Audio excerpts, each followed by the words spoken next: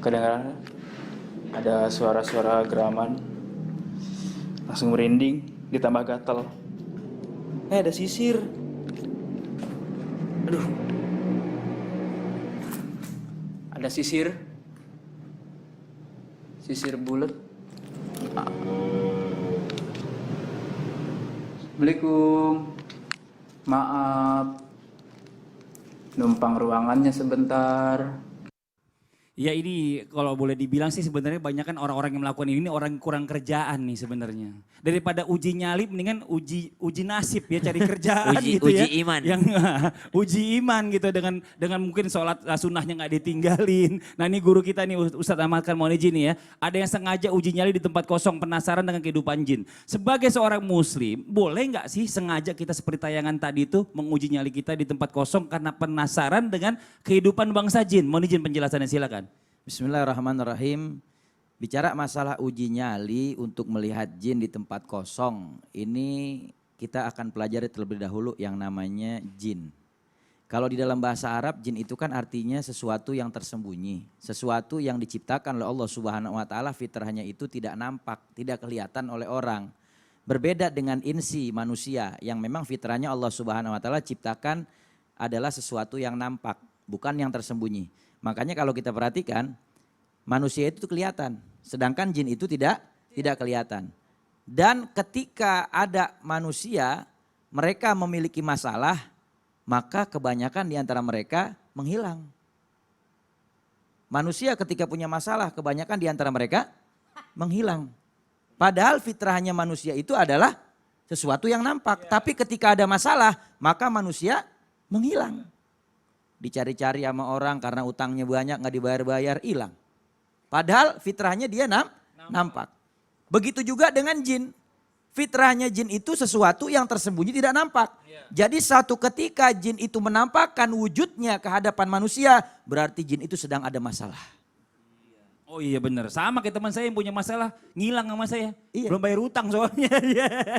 Tapi di saat jin yang fitrahnya adalah tersembunyi tidak nampak, ketika menampakkan wujudnya di hadapan manusia, berarti dia punya masalah. Berarti dia sedang ada masalah. Lagi berantem kali dia. Tapi ada yang lebih bermasalah daripada jin yang menampakkan wujudnya. Apaan Siapa tuh? itu? Orang yang gak ada kerjaan, cari-cari penampakan jin. Nah yang kayak tadi dong kita nonton Itu orang yang lebih bermasalah. Iya. Kenapa?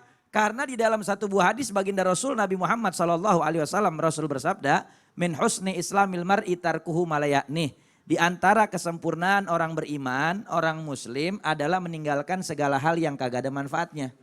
Mau ngapain dikerjain hal-hal yang gak ada manfaatnya? Kalau memang pengen tahu tentang kehidupan jin, penasaran dengan bagaimana kehidupan mereka, datang ke majelis ilmu, tanya kepada ulama. Karena ulama menjelaskan dari Al-Quran, menjelaskan daripada hadis, menjelaskan daripada kitabnya para salafun saleh yang menjelaskan bagaimana itu tentang makhluk Allah yang namanya jin. Tidak dengan cara datang ke rumah kosong atau ke tempat-tempat yang mungkin angker menurut mereka, lalu kemudian menguji nyali di sana. Hati-hati.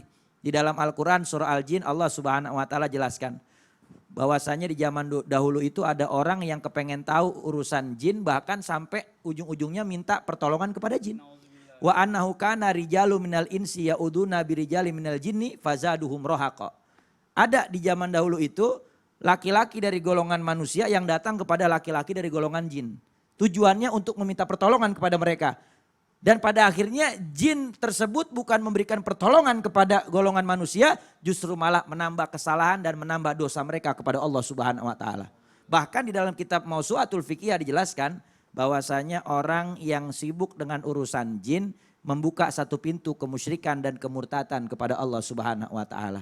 Karena bersekutu dengan selain Allah Subhanahu wa taala. Na'udzubillah min dzalik. Maka kalau pendapat saya lebih baik hal-hal yang tidak ada manfaatnya lebih baik ditinggalkan. Sibukkan waktu kita itu dengan urusan ibadah, mengumpulkan amal soleh, mendekatkan diri kepada Allah Subhanahu wa taala. Jangan justru malah menyia-nyiakan waktu. Apalagi tadi saya lihat di video tadi, kok tiba-tiba gatel nih.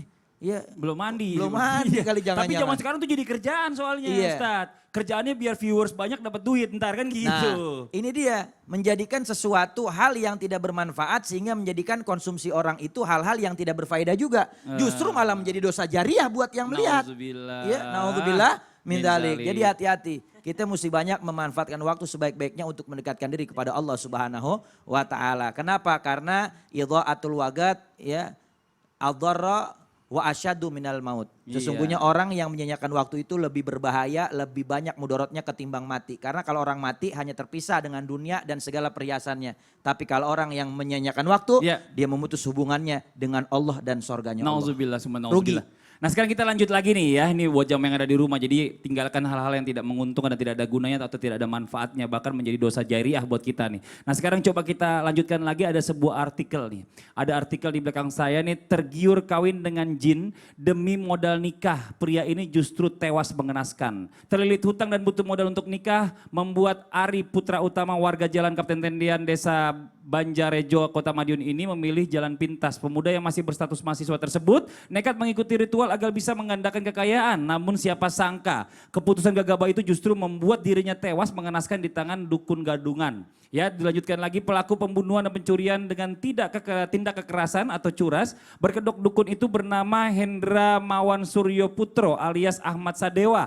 Warga asal Kelurahan Cangkring Malang, Kecamatan Beji, Kabupaten Pasuruan ini mengaku bisa menggandakan kekayaan dengan cara melakukan ritual. Kepada para korban, pelaku mengaku bisa menjalankan ritual pernikahan dengan jin. Dan ritual tersebut nantinya para klien yang bersedia bakal mendapatkan kekayaan berlipat ganda. Nah ini terang dari Kanit Reskrim Polsek Singosari Ibtu Supriyono hari Jumat. Wah ini luar biasa. Nah tapi saya tertariknya begini Ustadz Maulana nih, mau ini jin nih. Ya.